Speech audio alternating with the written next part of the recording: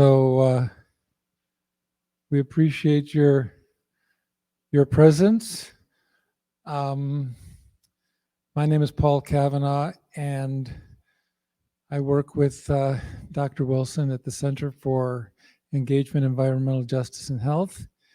And I work in grants. And Dr. Wilson is a very prolific grant developer. I don't like to use the word grant writer, because really putting together a proposal involves a lot more than just writing. But I'm very fortunate that I'm accompanied by Ms. Jen Cotting, who's the director of the Environmental Finance Center. And I just wanted to make clear that the Environmental Finance Center is in the School of Architecture. The Center for Engagement, Environmental Justice, and Health is in the School of Public Health. And we are very close colleagues, but the Environmental Finance Center personnel is not in the organizational structure of the Center for Engagement, Environmental Justice, and Health, and vice versa. We're two separate centers on the University of Maryland campus. So I just wanted you to understand that Jen is not my boss, and I'm not Jen's boss, but we're colleagues, and we have a lot of similar interests. So I handed out the slides that we presented at the first and second grant writing workshops. And you should have those there, and the presentations are online. This third presentation is going to be very different.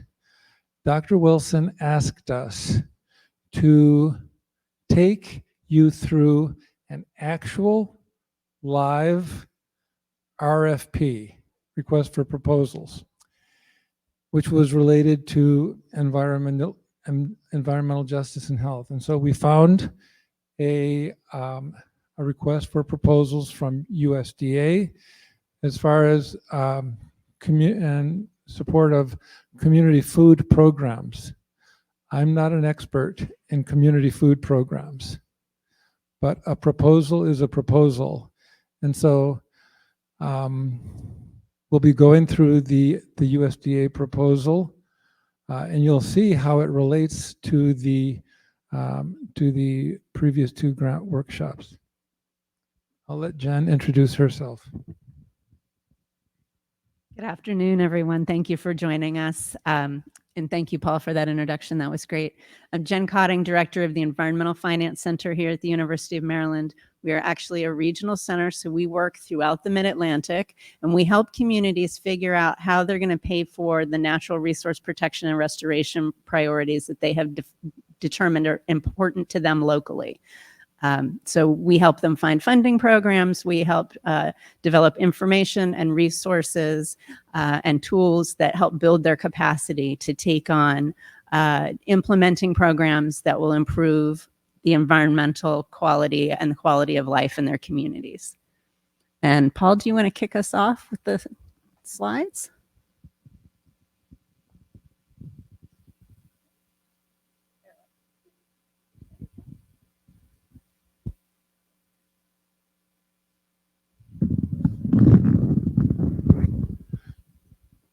Okay, for today's agenda, we'll go through the purpose of today's workshop. We'll go over very quickly what you need to do to get prepared to address a federal funding opportunity. We're going to introduce the funding opportunity and talk about eligibility and how you can determine that. We're going to talk about example projects that you might want to consider, developing the application, and where to find additional information and support.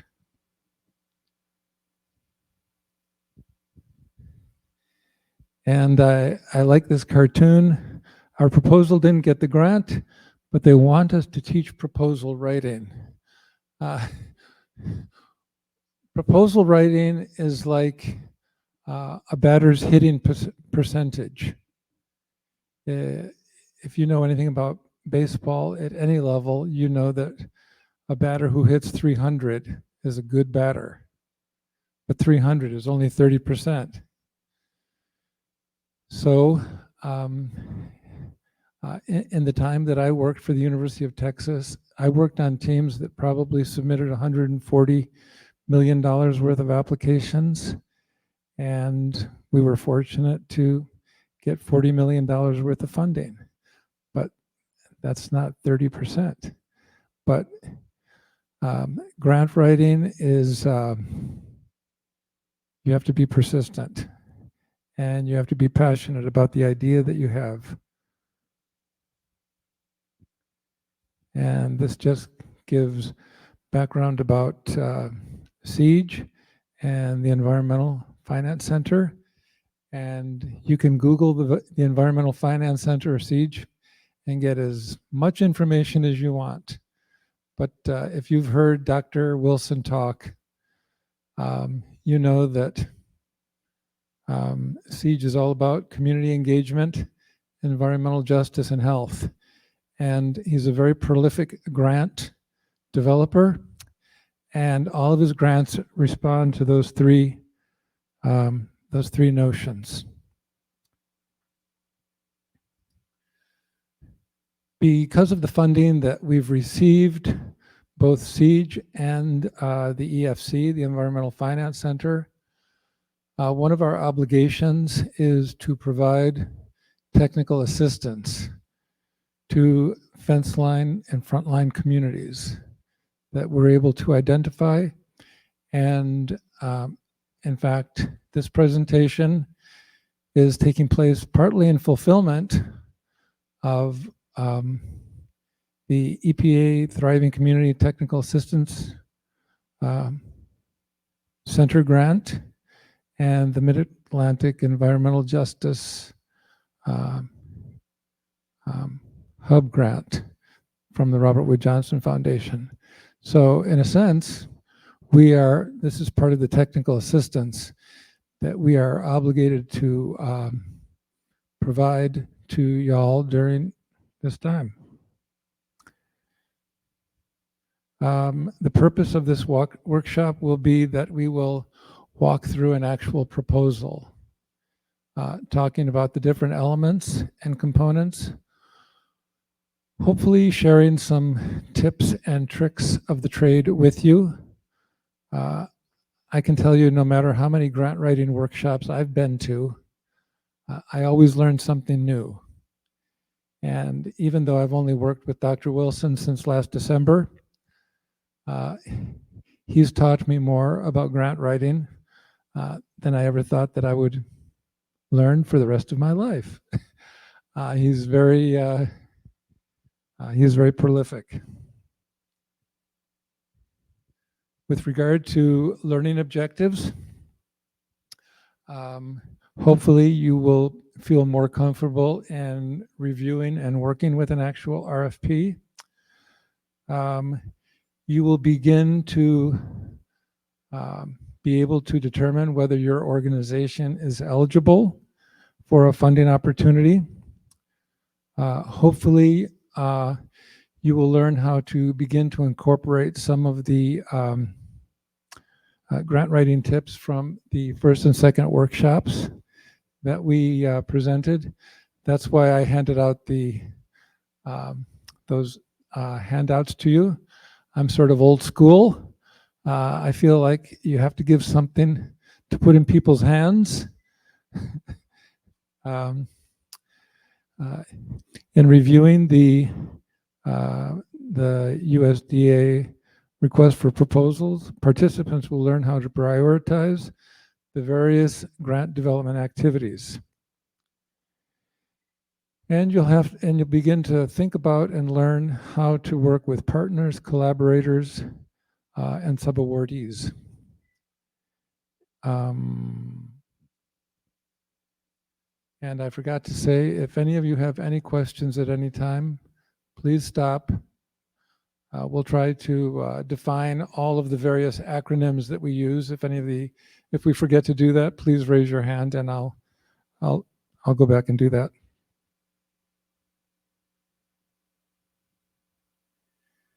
A little advice up front. And this is something I always, this is a point that I'm very passionate about. Going into a proposal, you need to know what motivates you. What are you most passionate about? What is the project or the idea that you want funding? It's most important for you to look for a funding opportunity that fits what you want to do, because it's going to take emotional, physical, and intellectual energy over a long period of time. So you need to make sure that the funding opportunity that you pursue is one that is going to respond to what you are most passionate about. And I always tell people, the idea is the heart and soul of the application. Your idea, what you want to do, is what really is most important. And so if you're very clear about what you want to do with whatever amount of money you want to get, that will be your guiding light in the process.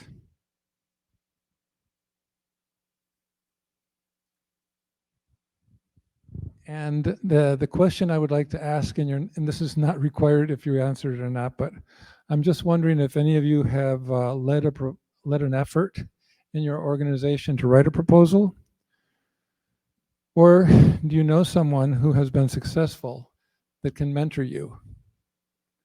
Has anyone here written a proposal? Okay, great. In the course of the presentation, since you've written a proposal, if you have any suggestions to make about any of the topics that we bring up, please feel free just to raise your hand and we'll bring the microphone to you, because we want everyone to benefit from your experience as well as ours. If you've not written a proposal, do you know someone who can mentor you? Okay. Great, thanks, Paul. So I don't disagree with you at all, Paul, that pulling a proposal together takes a lot of mental and emotional and intellectual energy. The exciting thing is that even if you haven't identified exactly what funding program you want to go after, there are some things you can start to pull together so that when you find that opportunity, that you're ready to go. You don't have to slog through some of the early steps. And especially if you're going to be looking at federal funding programs, you want to make sure that you're registered in grants.gov. This is the database of all federal funding programs. It's, enables you to search for grants and funding opportunities. It also has resources on how to search for grants, how to develop a grant, what kind of eligibilities there are, lots of grant tips, grant writing tips and tricks.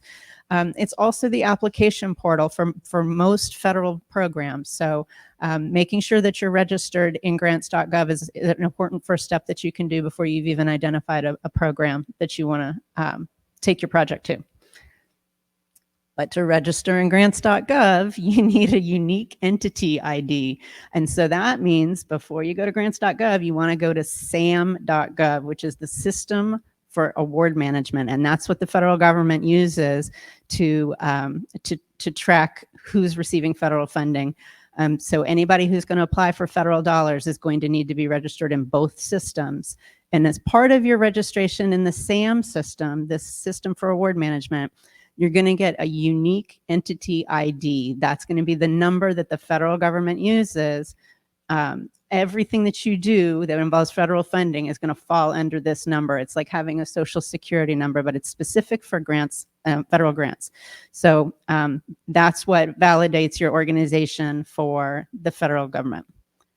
So those are two really important steps. They say that going through the SAM system takes 7 to 10 days. And so once you go through the SAM system, and if that takes 7 to 10 days, and then you go to grants.gov to register, and that takes a few more days, that's a lot of valuable time in your proposal development timeline that you don't want to lose.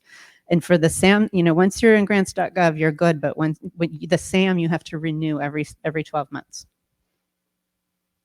And then there's a couple of sort of proposal content sections that you can work on. Most proposals ask for some sort of statement about your programmatic capability, which is really just a fancy way of saying your qualifications to do the work that you are proposing to do. So that's going to be information like the history of your organization, your staff bios and your staff resumes, and that's your previous experience with doing the types of projects that you are proposing to do in your proposal. So those are some of the things that you can start assembling before you even know what program you want to go after, because those are things that aren't going to change about your organization. You may need to tweak it a little depending on your project, but having that in your back pocket that you can cut and paste once you're starting to write that proposal can be really handy.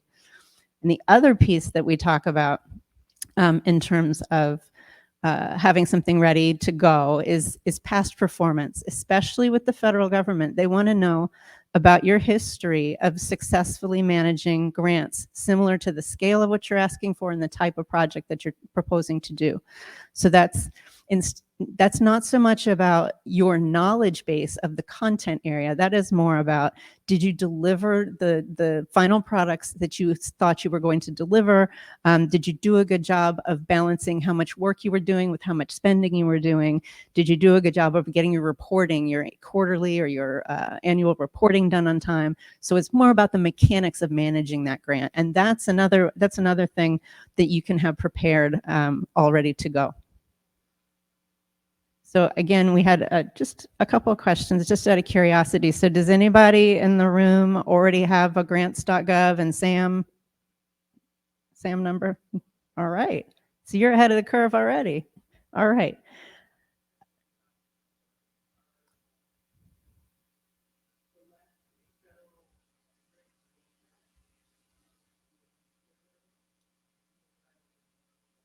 Okay.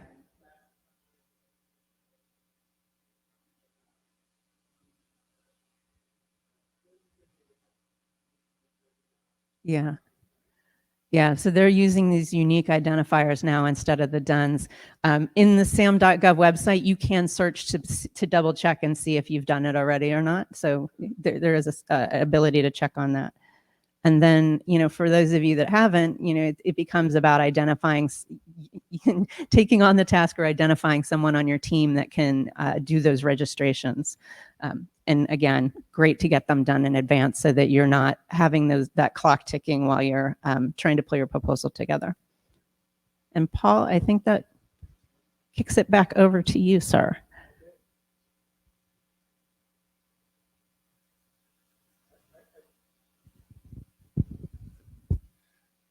There are lots of cartoons about grant writing. Who would have thought? And one of them that I found was really relevant to this talk. The guy says to his colleague, the money for this grant proposal is probably coming from the Department of Agriculture. So make sure to use words like yonder, mosey, y'all, that sort of thing. Do not do that. Okay.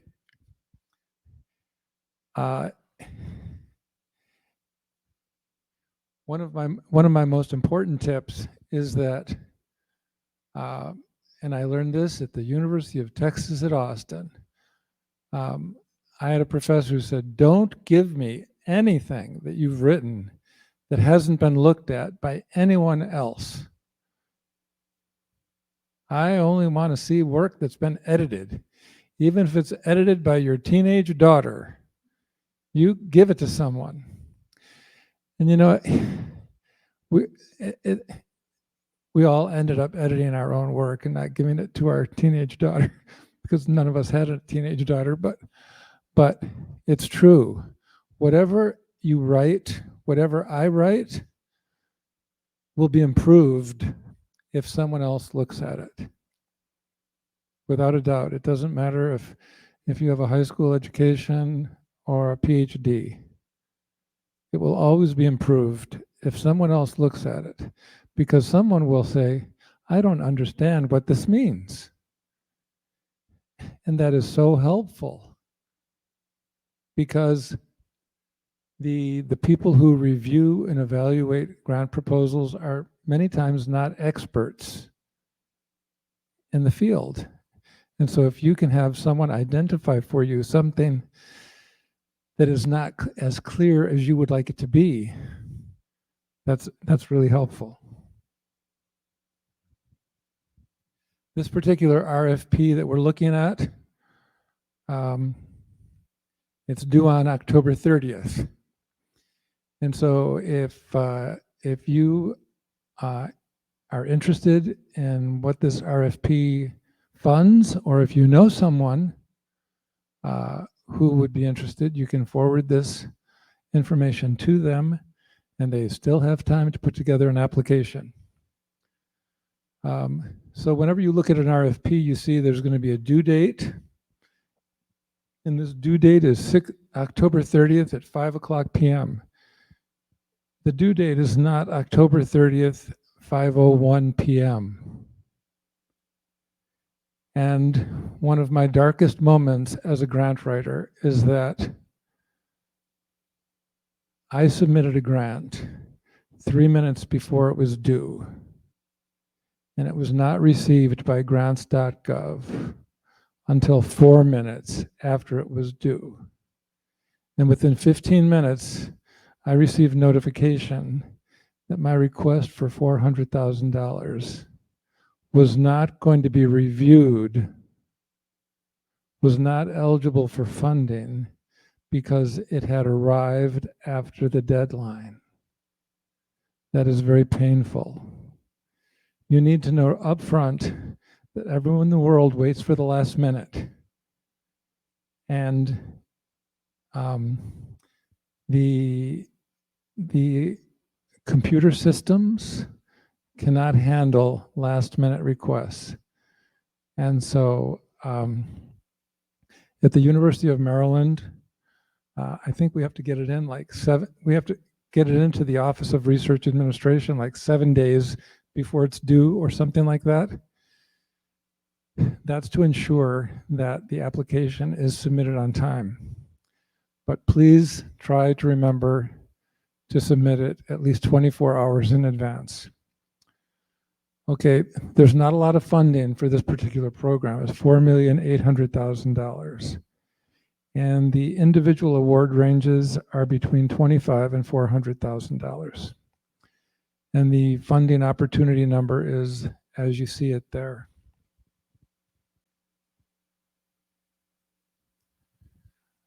Okay, the purpose of this program, and it's important for you to understand, it's important for any applicant to understand what the purpose is. It is to meet the food needs of low-income individuals through food distribution, community outreach, to assist in participation in federally assisted nutrition programs, or improve access to food as part of a comprehensive service.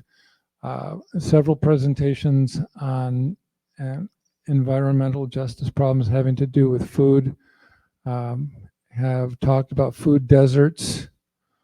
That's what this program is basically aimed at reducing. Increase the self-reliance of communities in providing for the food needs of the communities, and promote comprehensive responses to local food access, farm, and nutrition issues. And when I first saw this, I thought, what does that mean? Okay, I mean, the program purpose causes a lot of questions. You can buy equipment, you can plan for long-term solutions, innovative marketing activities that benefit producers and low-income consumers. But still, I have a lot of questions. And as you go through an RFP, if you have questions, you should be writing them down, because with federal programs, normally the program officers are experts in the funding opportunity. And so you should really utilize their expertise. And there's no such thing as a dumb question.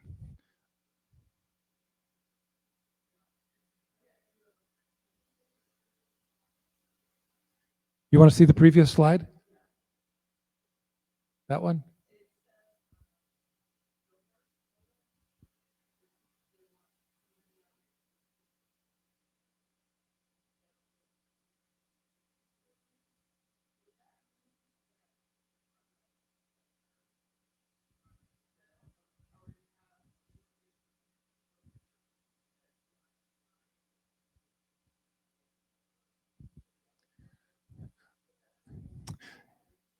That is an excellent question, and that is a question that occurred to me because my own church has a food pantry. And my church's food pantry is becoming overwhelmed because 2 other churches nearby, different denominations, had food pantries that closed down. They opened up during COVID and then they closed down recently. So the people who were over there in those food, taking advantage of those food pantries, are coming to us. So that is one of my questions throughout the RFP. Would this program fund like a collaboration of church-based food pantries? Because we know that a number of churches do have food pantries. So that's a question, and we might be addressing it in the evaluation criteria, but that's an excellent question to be written down as we go through the RFP. I do think the way that the RFP is written, it has to be those first 3 bullet points, or it can be the next 3 bullet points about equipping efficient operations, planning for long-term solutions, and creation of innovative marketing activities. So, it says that it has to be those federally oriented things, or it has to meet specific state, local, neighborhood, food, and agriculture needs. So I think that opens the door for what you're describing. Thank you, Jen. But always, always, always, if you have even the smallest of doubts, consult with the program officer, get the response to your question in writing. And many times there's an FAQ section related with each of the funding opportunities, frequently asked questions. So you should consult there first. I mean, when I've not gone to the FAQs and I've gone right to the program officers, normally I receive a response that said, hey, we answered that in the FAQs. So that's just.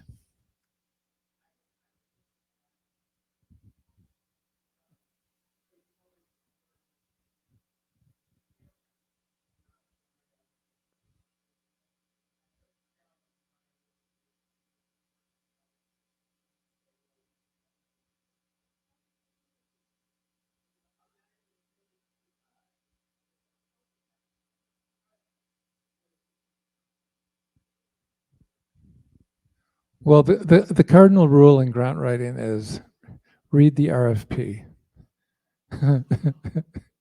You know. What is that? Oh, definitely have several readers read it.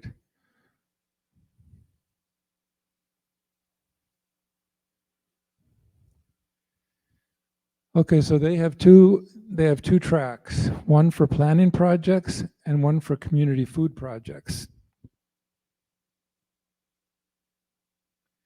And then they describe the planning projects and they describe the community food projects. The planning projects have to do with startup projects, improving the food security in the community, looking at the need, documenting the need, and what activities are going to take place. So normally, I mean, I think we're going to see that the planning projects have less money associated with them. And if you want people to get more food, or if you want to make food more available, or if you feel like you have a good system already for food distribution, then you need to consider the community food projects. And it says here that the monies are not to support individual food pantries or community gardens, but looking at long-term solutions. So obviously they're looking at collaborations, because that's the only way you can implement a long-term solution.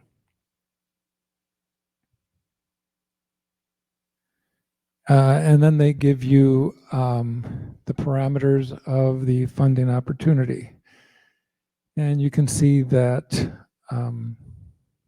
it's a one-time award. It can't exceed 3 years. And it's basically for $25,000. And then the community food projects can go on for 2 years. The minimum award is $125,000 over 12 months, and the maximum award is $400,000 over 48 months. And again, it's a one-time contribution of federal dollars. And both of these funding opportunities come with a match requirement, which some organizations consider daunting, but what I believe that I have learned is that those funding opportunities that have match requirements make people think, oh, I don't want to do the work to justify a match. That's too difficult. I just want the money outright. I don't want to go through the process of evaluating what I'm bringing to the table. So this is not always true, but I believe that when there is a match, it sometimes reduces the competition. So if you have a lot of personnel, a lot of space, a lot of resources that you're putting into the project already, and you can put a value on that, I think it's worth it to go through the process of really determining if you can come up with a match.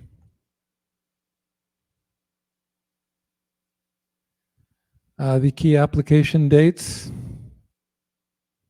There's a webinar, informational webinars, which more and more are going on now. And it's very important to look at the webinar. They answer a lot of questions.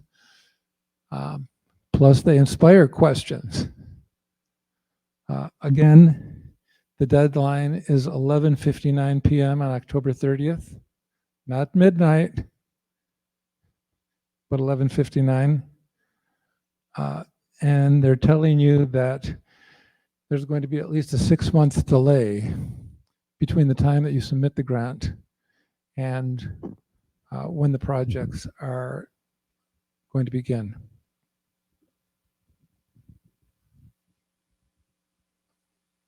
Okay. So who's going to be eligible to apply for these dollars? They had set up a couple of eligibility criteria. Bless you.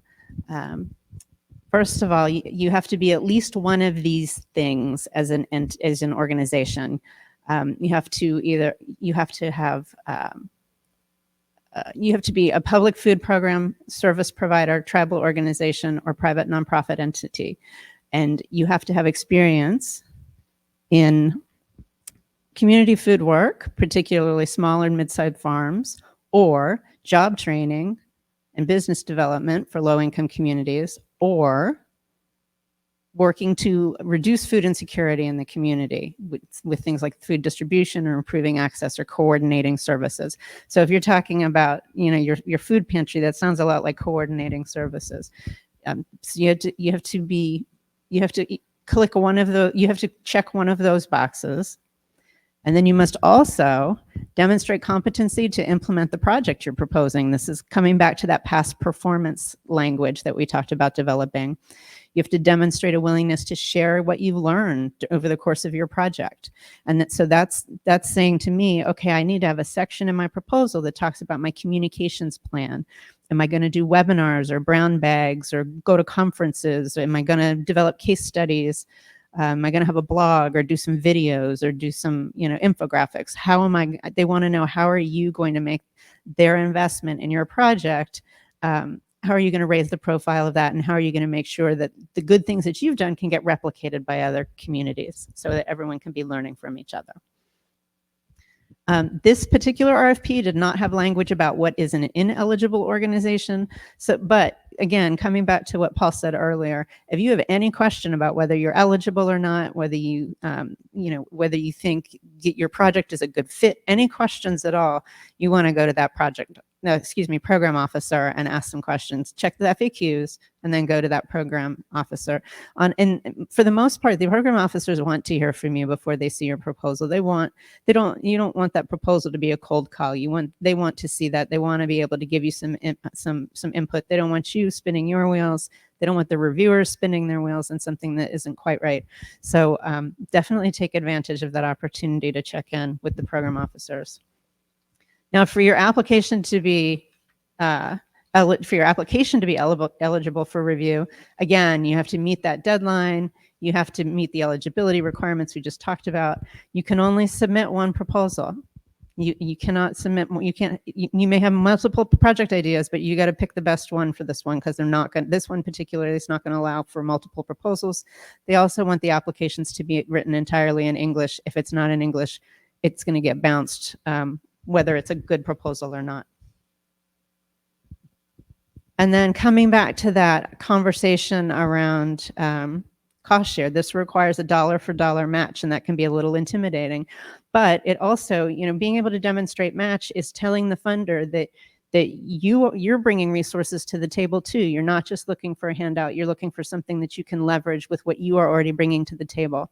So cash match is when you're actually bringing dollars to the table. So perhaps you have a grant from a philanthropic organization that's doing similar work, and you're going to go after the federal dollars and you're going to match it with those philanthropic dollars. You cannot match federal dollars with federal dollars, even if it's from a different federal agency. So those philanthropic dollars can be good cash match. And then there's all kinds of different in-kind match. So that's not cash, right? That's things like volunteer time, that there are actual calculations of what the value of an hour of volunteer time is. And so you can say, we're going to have X number of volunteers providing X amount of time at this rate, and that can become part of your match. Perhaps if you're doing an implementation project that involves putting something into the ground or building something, if you had equipment loaned to you, or if the municipality that your food pantry is in is going to donate equipment that you can use, that is another valuable way of developing some match. Or maybe a local grocery store is going to be donating food supplies for stocking your food pantry, or a local nursery is going to donate some plants for a community garden or something. So those are also all kinds of ways. You'd be surprised once you start chipping away at it how you can develop match pretty quickly. And then they talk a little bit about what kind of activities are eligible and what kind of activities are ineligible. And so they give some examples for the planning grants about some of the eligible activities. And again, if you're not sure if your activity fits this package, then you want to talk to that project officer. But they're talking about mapping food, and doing assessments, mapping where community food systems are, coordinating and developing collaborations, doing some sort of GIS analysis, food sovereignty studies, farm to institution. These are the kinds of projects that are going to help inform, should you choose to look at doing some sort of implementation project down the line. So these are, this is assembling the necessary information to make sure that the project you're proposing is actually going to solve the problem you're trying to address. Again, everything with a focus on low-income communities. And then on the actual implementation grants, they talk about community gardens, farmers markets, marketing cooperatives. And this may sound a little bit like it's in conflict with what they said earlier about not just a community garden, not just a farmer's market. I think they're talking about what Paul indicated earlier. They're talking about doing those things in terms of a collaboration, creating a network of these things, and perhaps some peer-to-peer learning across those things.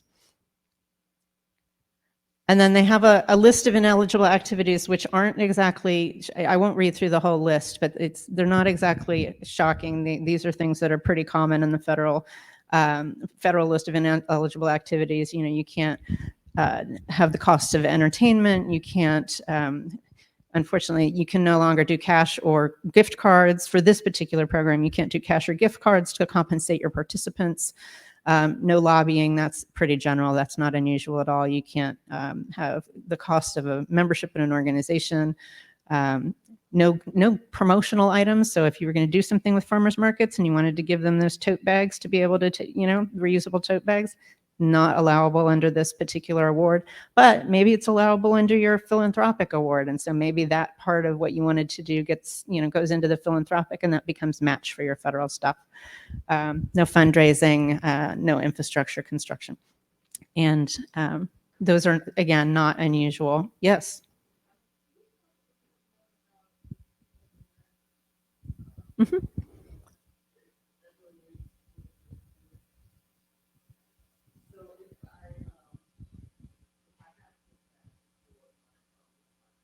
Yep. Yep. It's so paying for that with the federal dollars, it's ineligible, but it doesn't, you can still use that as match, because it's resources that are being invested in the same project. It's just coming from a different source that has that as an allowable cost. Yep. Sure. And Paul, I think you're back up. 34.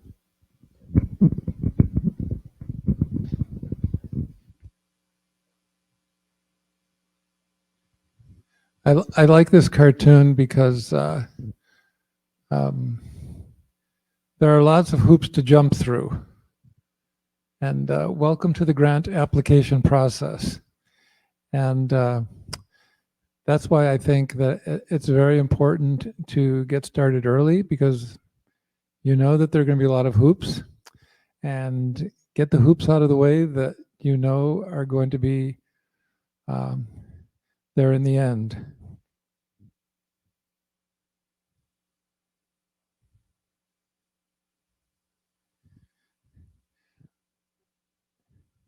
There are lots of federal forms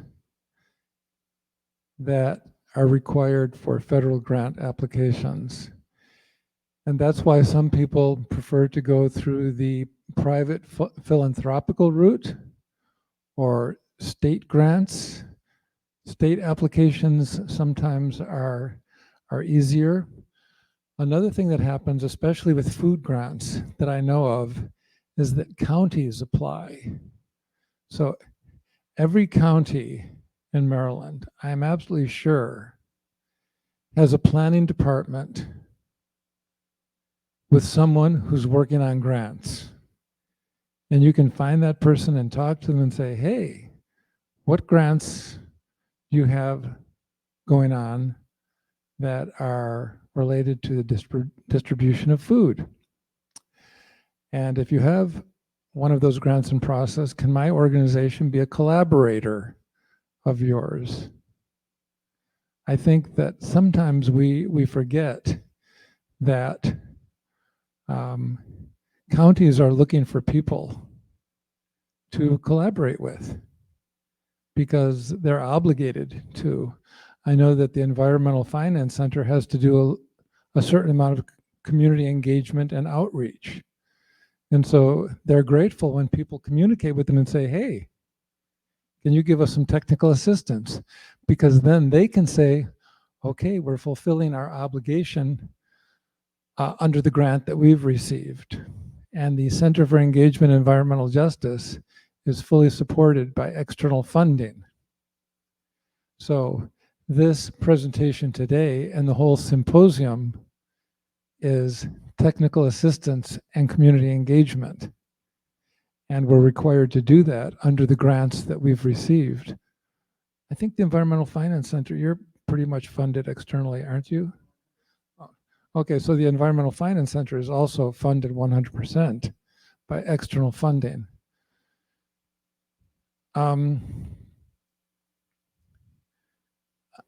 I'm not going to go through all of the forms, but one form that is really important for you to look at is the SF 424, simply because the SF 424 is a form. I can't think of any federal grant that doesn't require an SF 424. And it has a lot of requests for demographic information, employer identification numbers, AORs, which is the authorized organization representative. I mean, there's sometimes a question about whether the executive director is the authorized organization representative or the president of the board of directors. But if you just click on the SF 424 and see what information is required, it'll help you to get your wheels spinning and to fill in that form.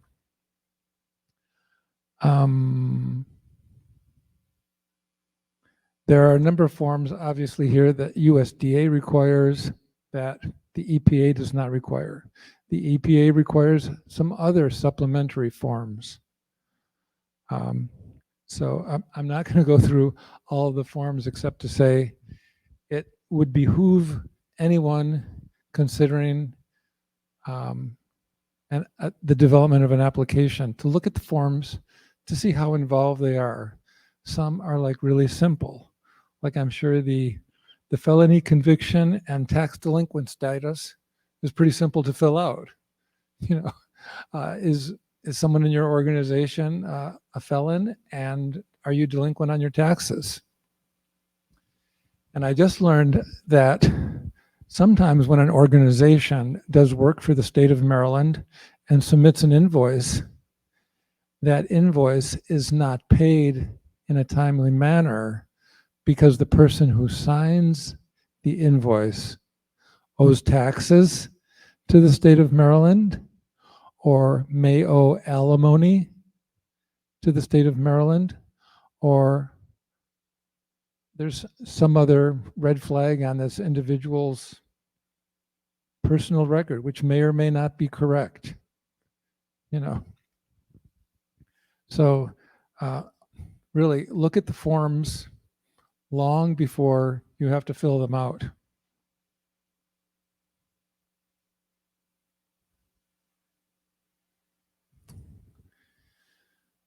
Okay, the project summary is described here, and they're going to give you 250 words to describe your project goals and objectives, activities, and how your proposal may be relevant to their priorities. And they even give you a template. So you should look at the template. Okay, you're going to need to write a narrative. And text, tables, and figures cannot exceed 15 pages. They're very precise. And I'm surprised it doesn't say here, but most of the time they give you 1-inch margins, and they say 8.5 by 11 pages, and I mean, some are very, very precise. But here it says 1.5 spacing is required. On different grants, it's just single spacing. But if you don't comply with these technical requirements, out you go. You're not going to be reviewed. They even tell you what fonts are acceptable and how many points the text has to be. So this is very typical of the federal government. The font requirements are 12 points. And then they say, no smaller than 11. So my question is, what is it? 11 or 12? But this is so typical of of a federal RFP. Okay, the community is involved and needs to be addressed. So you need to describe how the community is collaborating. What are the organizations and communities involved? I know of very, very, very few federal requests for proposals now that do not absolutely demand collaboration. And when collaboration is demanded, you're going to need to get a letter of commitment from the organization. So that takes time up front. What are your project goals and objectives? And in the previous workshops, we talked about goals and objectives. Activities to achieve goals, relationship to program objectives. Normally what they're talking about here is develop a logic model. And in the previous two grant writing workshops, we talked about logic models.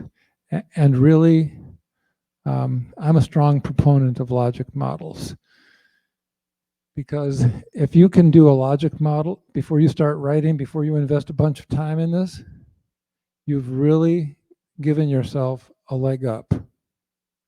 If you know what your inputs are going to be, what your outputs are going to be, and who you're addressing, who you're going to help, your audience, and what your outcomes might be, that's a tremendous guide. So I strongly suggest working on logic models as soon as possible. Okay, with regard to narratives and community food projects, the community involved needs to be addressed. Oh, we've talked about, organizations need to be involved. Intended outcomes, again. I mean, basically they're saying, they haven't said it here, but basically what they're saying is, we want to see a logic model. I mean, and if you ever see wording in an RFP that says strongly suggest, you should just interpret that as meaning mandatory or required. Because if they strongly suggest something, they really want to see it. Evaluation strategy. Oh, here they say logic models are encouraged. And then self-sustainability. How are you going to sustain your project? That's really, really, really important. One thing I would like to say about evaluation strategy is that one trick that I mention as a possibility to organizations that don't have a lot of money to put into grant writing, and unfortunately the federal government, you can't put grant writing in your budget, or pre-award activities in your budget. But one thing, I worked as a private consultant for a very short period, and I used to tell the people I worked with, you don't need to pay me up front, but if you want me to help you to develop a grant, then you need to put me in as an evaluator. So I would only get paid if the grant was successful. I mean, some grant writers will work under those conditions. Some want to get paid up front, but that's a way to get someone for free up front to help you to develop a grant. Okay, outputs and outcomes are very important, and we've given you an example here. And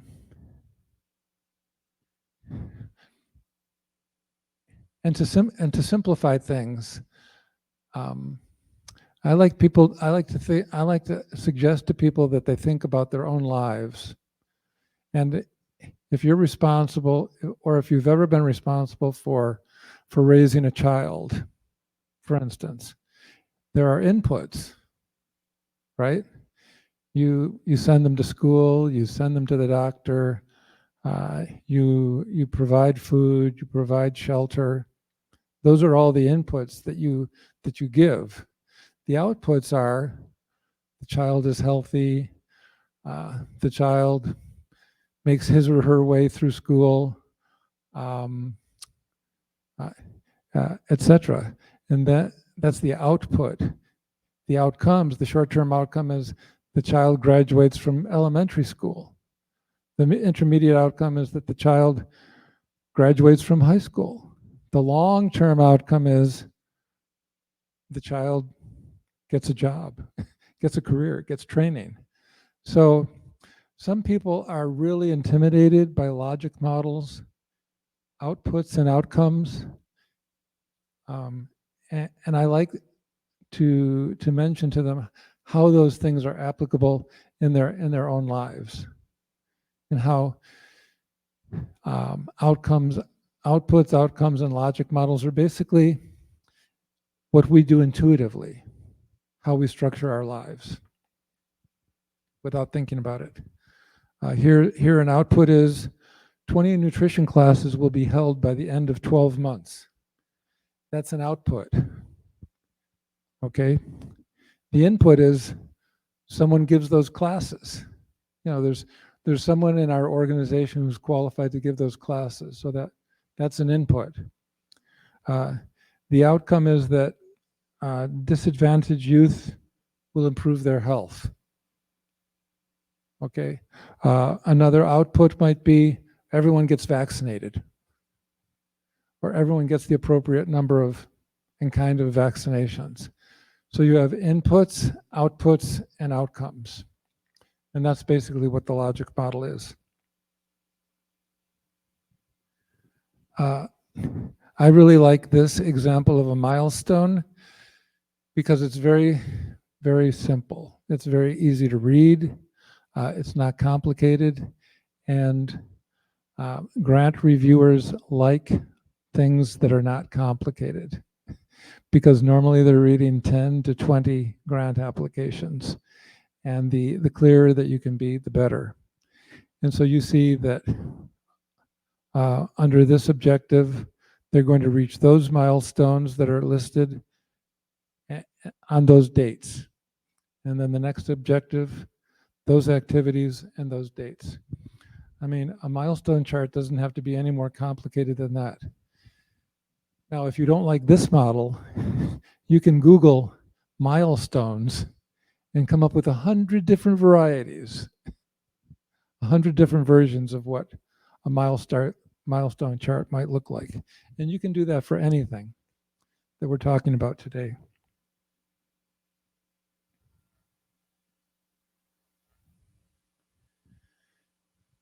Okay, evaluation. One of the things you need to determine is whether you are going to do the evaluation in-house with your people, or whether you're going to hire an external evaluator. And it's really your preference. Sometimes an external evaluator will help you with your logic model. You know, if you contract with an external evaluator. When I was at the University of Texas, we had a wonderful person in the College of Education, and we always wrote this individual into our grants as an evaluator because we knew that he would help us up front to develop a good evaluation plan. But it's not required. Okay. What are the short-term and long-term outcomes that need to be evaluated? How does the project measure your progress? How do you know if you're moving ahead? Are there specific measures associated with your outputs and outcomes? I mean, you can't just say some individual is going to teach some number of classes in some kind of a subject. You know, I mean, the more specific you can be, the better. How do the outcomes relate to the program goals? And you'll see that everything should be tied together. Everything should be related with each other. And then, are the target measures reasonable and achievable? And this reminds me of one admonition that I always give to people developing grants, and that is and we used to say this at the University of Texas, the only thing worse than not getting funded is getting funded, because getting funded equals more work. Okay, and I have never worked on a proposal where a funded proposal always takes more work than you anticipate. Okay, so please be extremely conservative when you're thinking about how much money you need to put in your budget for personnel, and then double it, because it takes a lot of energy. A lot of unanticipated labor is involved in carrying out a grant. And I see this gentleman nodding his head. So it's a lesson that anyone who's been involved in managing a grant understands. It's a lot of work.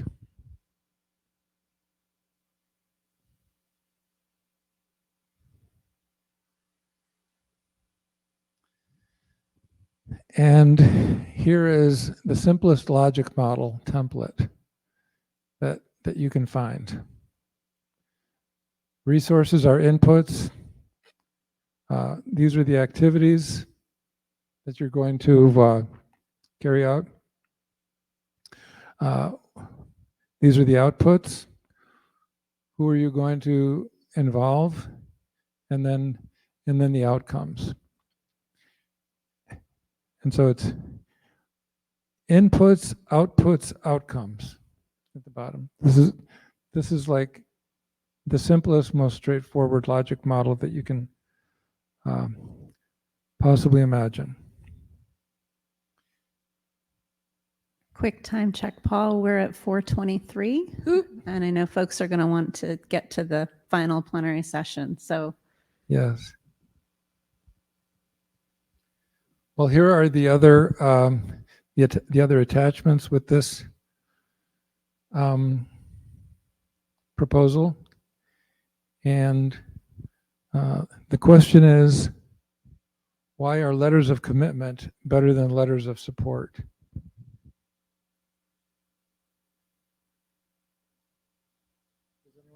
Does anyone have an answer?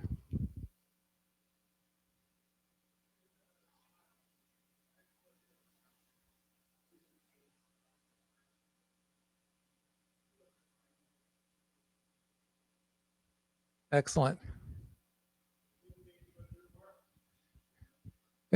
Exactly. They're making a commitment to participate.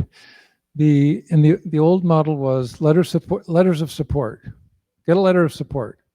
Well, anyone or their mother can write a letter of support, but letters of commitment, and the great thing about letters of commitment is that the commitment that's made in the letter can be used in the budget justification, and it can be used in the narrative.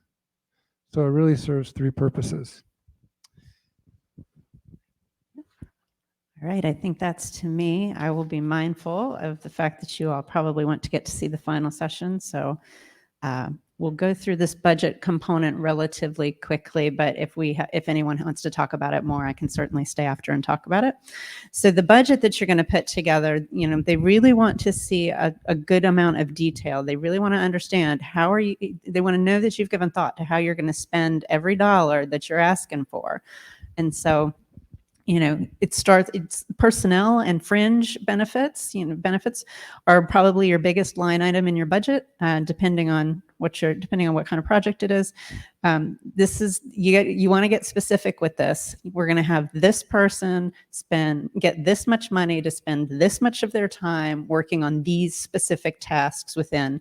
And you're going to need to do that for each of the people in your organization that are going to be a part of the project.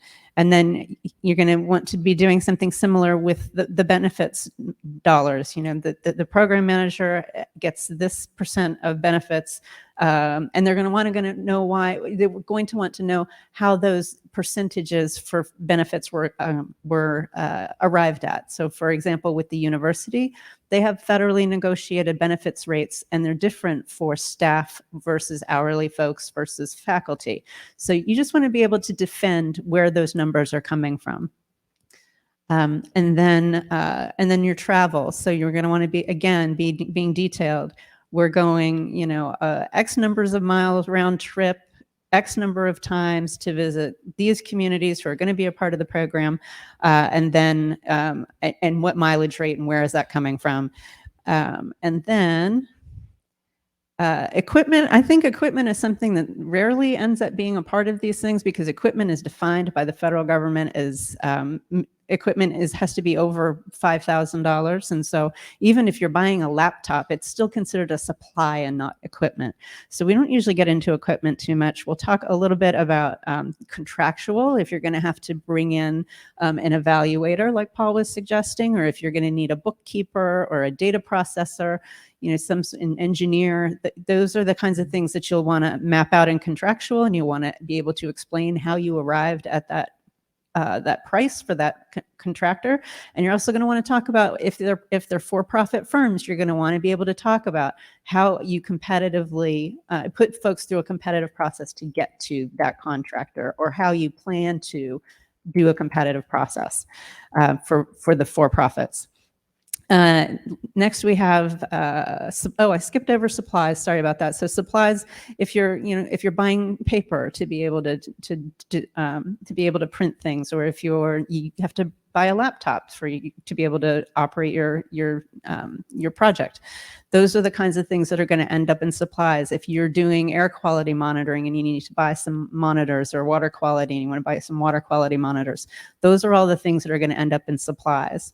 And then there's another catch-all called other. That's if you have perhaps a nonprofit that's going to be a partner, and they're going to have a sub-award with you. That's where that line item would go. Or if you're going to have participant support costs that you want to be able to compensate, well, I guess not in this particular RFP. That's not an allowable cost. Exactly. So, but those are the types of things that end up falling into that other category. If you're having copies of outreach materials printed, if you're doing subawards, yep, we talked about subawards. And then finally, your indirect costs. You want to make sure that you are allowing for the operational expenses that are associated with being able to do the project. You may have a federally negotiated rate that you can use. The RFPs usually talk about an alternate rate if you don't have a federally negotiated rate, but definitely want to make sure that you're accommodating for that. And then we were intending to ask you guys about what tips and tricks have really worked for you. We can certainly still do that, but while we're thinking about what tips and tricks that you all have found successful, I will put one more reminder out there that both Paul's organization and mine do still have some technical assistance dollars. So if any of this is interesting to you or to any of your colleagues, just reach out to us. Here's also our contact info. Just reach out to us and we'd be happy to talk with you further, whether that's just talking through some things or whether we want to roll up our sleeves and try and bang some of this out together. The technical assistance can take a lot of shapes and forms. And I would say to one of the things we are going to do on the SIEGE website is we are going to continue to put up information about grants that are relevant to environmental justice projects. So as we've mentioned before, this workshop and the symposium is being conducted to fulfill an objective of a grant, and that is to do community outreach and provide technical assistance. And so please do not hesitate to communicate with us by email. Probably would be the easiest way to do it, about your questions with regard to grants, grant development, etc. Because sometimes we hear from people who say, I'm looking for such and such a partner, but I can't find them. Or I would like to collaborate with someone who's interested in a project like this. Do you know of anyone?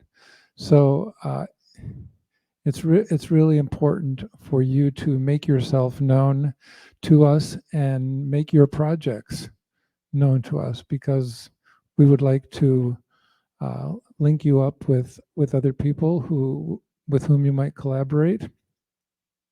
And in the grant world, one plus one is always more than two, because of the synergy and the leveraging of resources. So thank you very much, and please don't be strangers. And we hope that you've had a good symposium, and we're almost at the end of the show. Yes, thank Hello, you all. Vivek. We're done. Okay. Thank you all so much for spending some time with us. If you found the handouts helpful and you want to take some for